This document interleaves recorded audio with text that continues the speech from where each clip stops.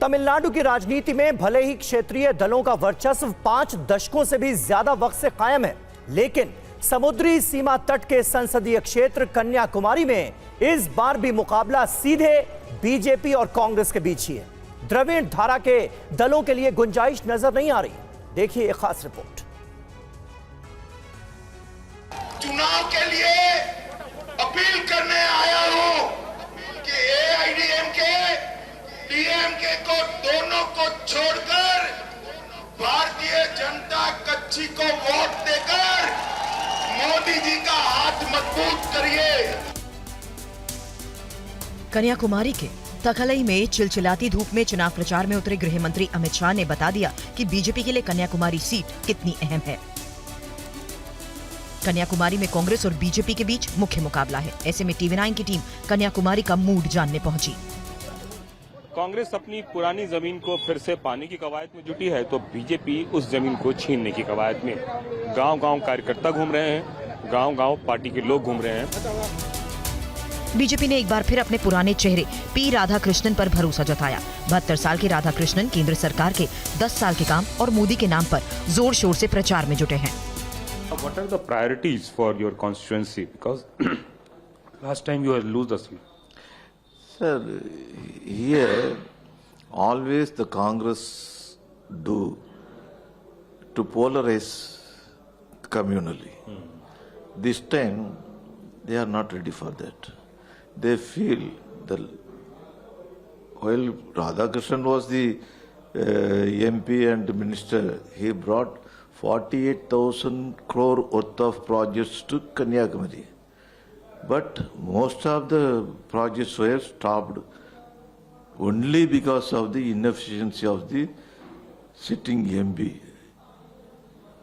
Last 5 years there was no MP here. He never cared about the people. 2014 में P Radhakrishnan इस seat से चुनाव जीते थे, लेकिन 2019 के रण में उन्हें हार का मुंह देखना पड़ा। 2020 में कांग्रेस के सांसद वसंत कुमार के निधन के बाद उपचुनाव हुआ, जिसमें वसंत कुमार के बेटे विजय कुमार ने राधाकृष्णन को हराया। इस बार फिर दोनों आमने सामने हैं। Sir, what is your priority in this constituency? What is the priority in this constituency? Sir, the priority I want to give to this constituency is employment, because Kanyakumari district has most literacy rate is high in Kanyakumari, and educated youths have been unemployed, so employment will be the first priority. Then I would say go for the tourism. Okay. Yeah, because Kanyakumari has got a beautiful scenic district, and so in order to promote the district, the tourism would be, we should make the tourism in an international standard. और इस बीच यह जानने की कोशिश की जा रही है कि कौन से ऐसे दावे थे, कौन से ऐसे वादे थे जिस पर नेताजी खरे उतरे हैं, और उन्हीं सब के बीच नेताजी अपना चुनाव प्रचार भी कर रहे हैं। कन्याकुमारी में कांग्रेस की बड़ी परेशानी इस बात को लेकर है कि उसे अपनी उस जमीन को कैसे वापस पाया जाए जिसको उन्होंने बीजेपी से छीनी थी। कन्याकुमारी संसदीय क्षेत्र में विधानसभा की 6 सीटें हैं, जिनमें 3 सीटों पर कांग्रेस का कब्जा है, जबकि बीजेपी, डीएमके और एआईएडीएमके के पास एक-एक सीट है। खूबसूरत समंदर तटों के लिए मशहूर कन्याकुमारी का मूड जानने के लिए टीवी9 संवाददाता कुमार कुंदन समंदर किनारे पहुंचे और लोगों से बात की।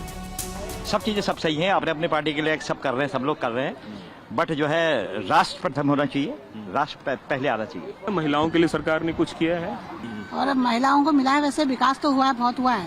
पहाड़ में इधर की साइड को उत्तराखंड में बहुत विकास हुआ है, और हमें कोई फायदा नहीं मिला उससे। बेरोजगारी बढ़ी, और महिलाओं के लिए तो है, खोल रखा है मोदी ने, से बहुत कुछ कर रखा है।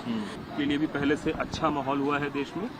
हाँ, थोड़ा बहुत तो पड़ा ही है फर्क, पर युवाओं के लिए, पर रोजगार के लिए। अब आपको बताते हैं कन्याकुमारी सीट का धार्मिक वोट बैंक समीकरण क्या है। यहाँ 48.6% वोटर हिंदू हैं, तो 46.8% वोटर ईसाई, मुसलमान और ईसाई वोटर मिलकर 51% का आंकड़ा पार कर लेते हैं, जो जीत हार में निर्णायक भूमिका निभाते हैं।